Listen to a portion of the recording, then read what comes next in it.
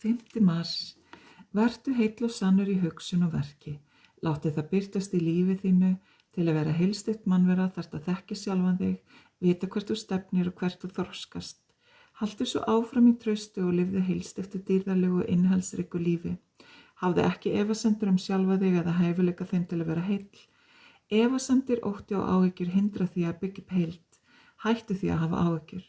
Varpaðu frá öllum ótta og efa í vissum að ég ávallt með þér og með mér eru allir möguleikar opnir.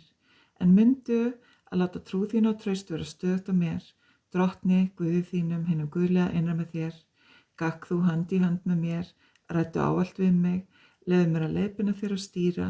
Ég innra með þér, þess vegna getur ekkert utanaðkomandi trufla beint samband okkar. Finndu öryggi og traust á þessari vitneskju, þegar traustið þér á mér allt sannarlega mjög, mjög gott.